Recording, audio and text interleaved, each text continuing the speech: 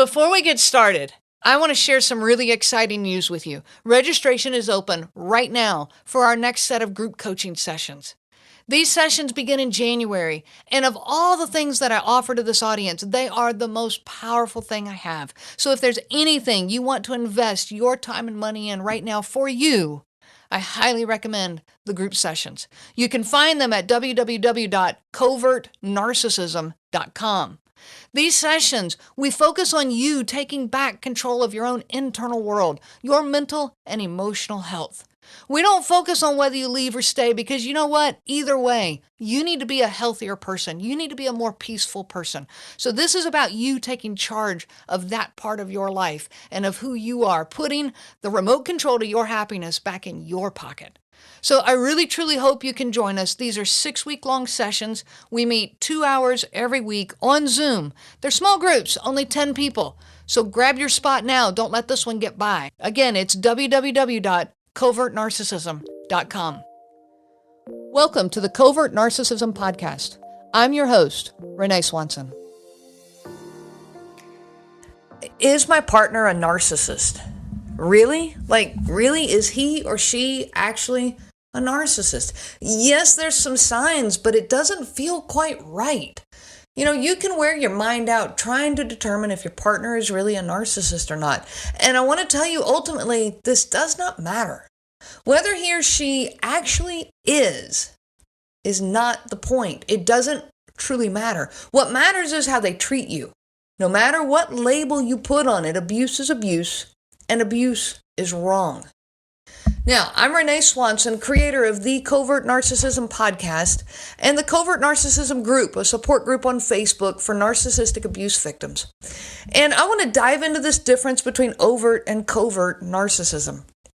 I get asked a lot, what is covert narcissism? And again, I want to say the label doesn't matter. If you are being abused, if you are being treated poorly and like you don't matter in their world, this is wrong and it needs to be addressed.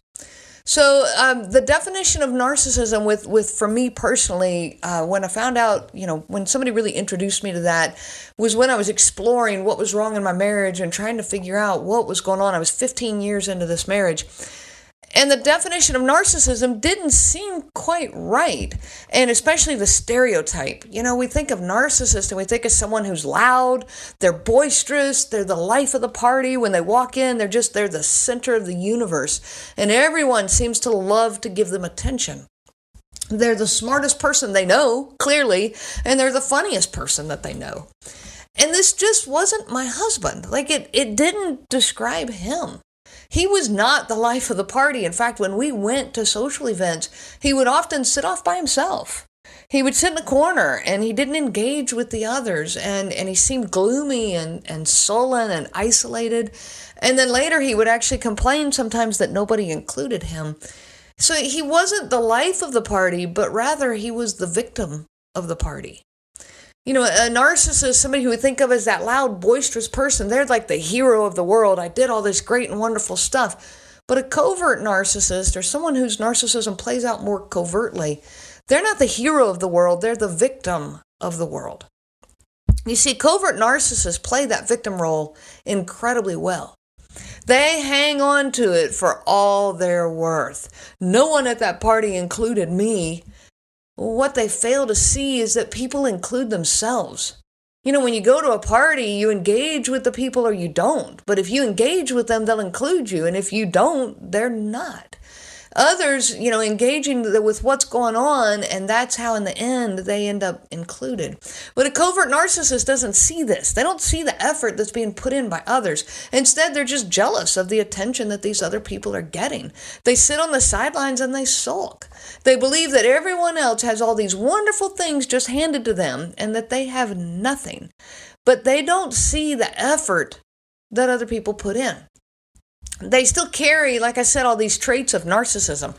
And these traits are listed in the DSM, and I gave these traits in the last episode. I'm just going to give a real quick reminder of these here.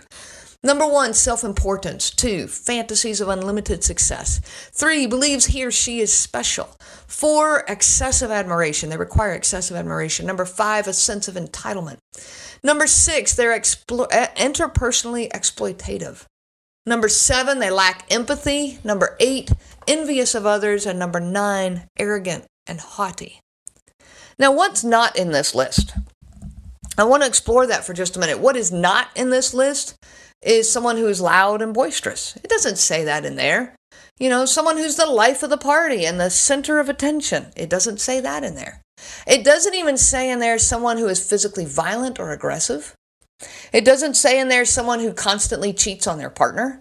None of this is listed in those traits of the narcissistic personality disorder. And yet the stereotype is there. Many people hold this stereotype. You think of a narcissist, you think of that loud, boisterous person, the guy who's running off and having 30 affairs, or physically violent with his partner, and it seems untouchable, and what difference does it make to you? You mean nothing to me, that kind of attitude. But and it does often show up this way. There's no doubt that is a real persona of a narcissist, but it's not always the case. Covert narcissists, they recognize this loud personality. They often see it themselves, and they're often turned off by it. They'll call that person a narcissist, or they'll look at them and go, I can't stand that person and all the attention they require, and they don't want to be that. And so they don't, they learn. They're very intelligent people, and they learn. So they cover up their internal narcissistic feelings, and they learn how to appear humble and caring. They watch this, and they learn how to appear that way. They learn how to appear compassionate and generous. And yet their inner circle knows that this is not who they are. But that leaves a lot of confusion inside that inner circle. The victims often carry an awful lot of confusion about this person. They can seem so generous and caring, and yet why in the world do I feel the way I feel around them? So there's a lot of confusion in the mind of a victim of a covert narcissist. Their narcissism just plays out differently, and we are going to explore those differences right here. We are exploring some of the differences between overt and covert narcissism. And the one we're going to talk about today is hypersensitivity. So one of the ways that the narcissism shows up differently is through their hypersensitivity. How this fits into those 9 traits of narcissism is that, this person feels self-important. They believe that they're special, and they require all this excessive admiration. And so they are extremely sensitive to anything that can possibly be taken as a criticism. How dare you tell me that I'm anything less than perfect? That's the attitude that comes across. Anything that even slightly resembles criticism or the tiniest bit of dissatisfaction, they can take things that are absolutely not a criticism, that are absolutely just normal everyday life, and turn them into a criticism. And I'll give you a couple of examples of that from my own personal experience. My husband was cleaning up the kitchen one day after a meal, and my young son, our young son, was there, and so my husband was emptying the dishwasher, and so I asked our son to go help him. Go help your dad empty the dishwasher. I thought I was doing a good thing. Aren't we supposed to teach our kids to help in the kitchen? Isn't this something that is healthy parenting? And my husband, though, did not take it quite that way. In fact, he stormed off and went up into the guest room of our house, closed himself in the room, and sulked for 45 minutes to make a show of how much I had hurt him. And I could not figure out why. I could tell he was upset. The way that he stormed out of the room, it was clear that I had hurt him. But I really could not figure out why. And so after a while, I thought, okay, I'm just going to go up there and make peace with him. And so I went upstairs, and as I entered the room then, I asked, hey, are you okay? Is everything good? And he said, no, you really hurt me with that. And I said, how? How did I hurt you? And he said, well, you clearly think that I'm not capable of emptying the dishwasher by myself, and so I'm not going to do it because I can't do it right. And I said, what are you talking about?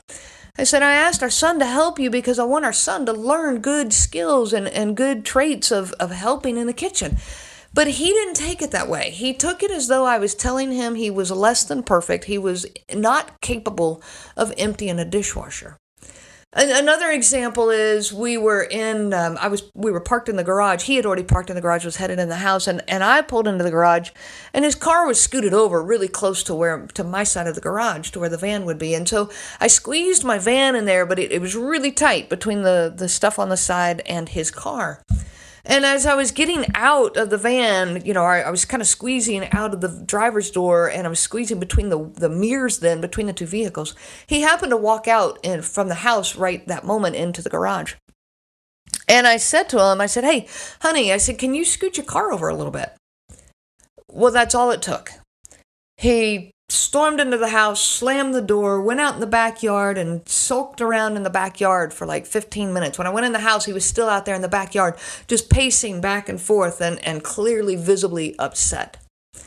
And I thought, okay, here we are again. And I've got example after example. I mean, this went on for 15 years, 21 years actually, that I was almost made it to 21 years of marriage. And I'll dive into more of that as we go in this podcast. But anyways, he came back in the house, and I said, "Hey, I just asked you to scoot the car over in the garage." "Yeah, but you could have greeted me first. You could have told me hi first. You made me feel like I was worthless to you." And again, something not a criticism, just a simple request, and yet it comes across as this horrible attack on his person. So narcissists do carry that, don't tell me that, that I'm not perfect. Don't tell me I can do anything better because I'm already the best. And in an overt narcissist, the sensitivity comes out more aggressively.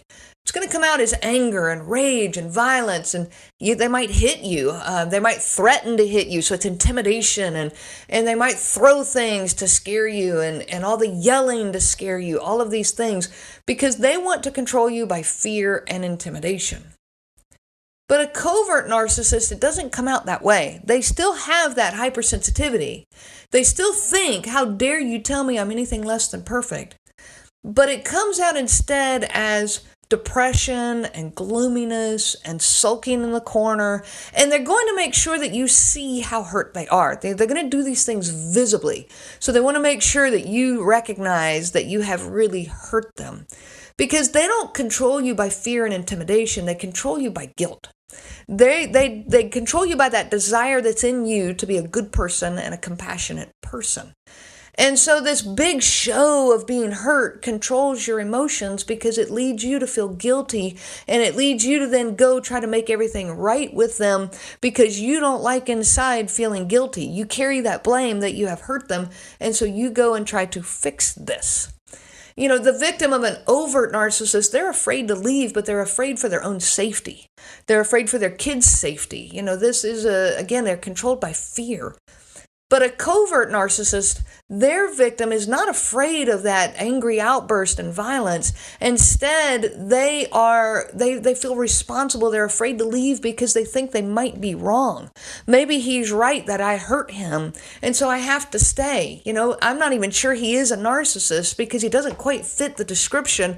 And so you feel that you have to stay because it's your job to make things right. You also believe that they don't intend to harm you the way that they are harming you. You really truly believe that they're not aware of the harm they are causing.